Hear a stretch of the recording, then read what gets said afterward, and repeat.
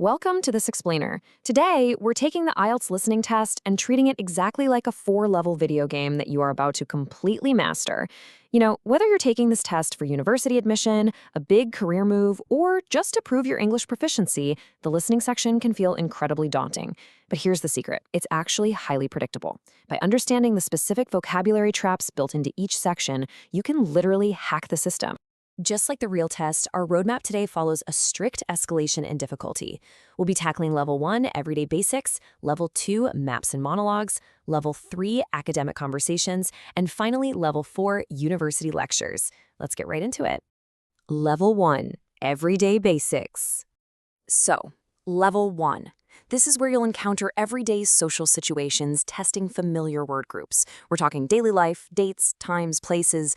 Now, because this feels like the easiest part of the test, it's super tempting to just relax. But hey, don't let your guard down. Simple words can easily cost you unnecessary points if you aren't paying close attention, especially when it comes to spelling. And missing just one of these easy points could honestly be the difference between getting your university admission or falling short. Actually, the source material gives us this awesome cheat code list of common spelling traps you absolutely have to dodge. Take Wednesday, for instance, literally one of the most frequently misspelled days because of that sneaky silent D. And then there's February. People constantly drop that first R. If you ever panic on spelling a date, a brilliant alternative from the text is to just write it numerically, like 10/02/2020. Oh, and watch out for lookalikes. Commuter gets mixed up with computer way too often. Finally, keep an eye on adjectives with double consonants, like the double S in necessary, so you don't accidentally leave out a crucial letter. This actually brings us to a huge pro tip about international English standards. You might be sitting there wondering, wait, which spelling is right? Well, the American spelling of color without a U and the British spelling of color with a U are both perfectly acceptable. Literally, both are correct. The absolute key here is to not second-guess yourself during the exam. Just pick the spelling you're most familiar with, write it down, and own it. All right, so we've mastered the basic vocabulary traps, but suddenly you flip the page and boom, there's a complex diagram staring back at you. How do you actually navigate a map question when the audio starts playing and the test anxiety hits? That brings us to Level 2, Maps and Monologues. Here, the format shifts to a single speaker in an everyday context. And I absolutely love this quote from the source material because it is just so grounded in reality. It says, "Nervousness can cause confusion between left and right, impeding your ability to follow the description accurately." I mean, it is so true. Physiological nervousness in that test room can literally make you forget your left from your right. Your brain is juggling a foreign language, listening, reading, writing. The cognitive load is just massive. To escape this anxiety trap, you need a solid system. As soon as you see a map on your paper, use this quick 2-step procedure. Step 1, write a giant L and R on opposite sides of your test booklet. Seriously, don't rely on your working memory for this. Step 2, immediately sketch a quick cardinal compass, north, south, east, west, if they haven't given you one. Offload that mental work to the paper, so your brain is totally freed up to just listen. Okay. Once your map is prepped, what are you listening for? Specific vocabulary categories. You've got to track rooms, words like lounge, cafeteria, or gymnasium. Then you have place markers, avenue, lane, terrace, and, arguably most importantly, directions. You need to instantly recognize prepositions of place, things like adjacent to, opposite, or diagonal. If you memorize these categories beforehand, you'll be able to track the speaker's movements through the diagram like a pro without skipping a beat. Moving right along to Level 3. Academic Conversations. Say goodbye to everyday contexts. Instead of a simple chat or a monologue, you are now tracking a multi-person dialogue. The source notes this usually involves a group of 2 to 4 people.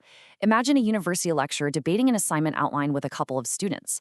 The real challenge here is keeping track of who's speaking, what their specific stance is, and pulling out key data from a highly educational context.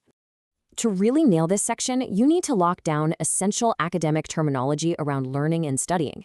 You're not just listening for basic words like school anymore. You've got to instantly recognize and correctly spell words like proofreading, faculty, bachelor's, questionnaire, statistic, evaluate, and assessment.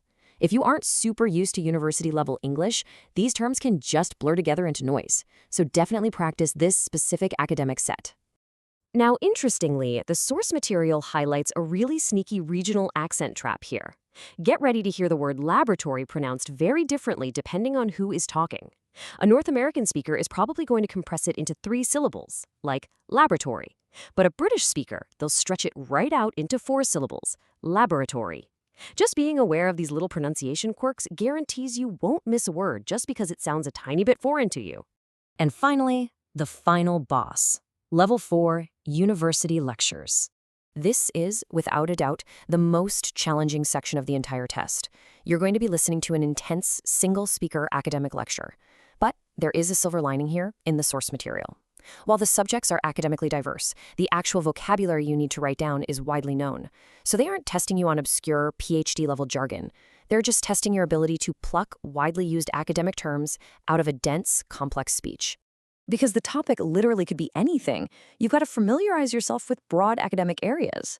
You might get a lecture on health, needing words like vaccination or obesity. It could be the environment, with terms like deforestation or global warming. Maybe it's government, think senator or regulations. Or it could be energy, covering hydroelectric and renewable sources. You just need a solid baseline comfort with all these domains. But hey, remember what we talked about way back in level 1? Even at this super high academic level, simple spelling traps are still your biggest enemy. One massive pro tip from the source is to carefully spell the word nuclear. When test takers are scribbling quickly under pressure, they constantly mix up the letters and accidentally write unclear. Nuclear and unclear obviously have totally different meanings, and that one tiny slip of the pen, it'll cost you the mark, even if you understood the lecture perfectly. And beware our final regional boss trap. Similar to the laboratory example earlier, keep your ears open for the metal aluminum. The North American spelling and pronunciation is aluminum with 4 syllables, aluminum. But the British version is aluminium, stretching to 5 syllables, aluminium. Knowing that either of these might pop up in the audio will keep you anchored and totally confident when the speaker throws a regional variation your way. So, there we have it. We've just navigated the 4 escalating levels of the IELTS listening test together. From the sneaky spelling traps of everyday basics to directional map confusion, right up to the dense terminology and regional pronunciations of university lectures. You've officially got the cheat codes. So, as you gear up for your exam armed with all these insights, I want to leave you with one question. Which of these vocabulary traps are you going to focus on and master first to make sure you get the score you deserve?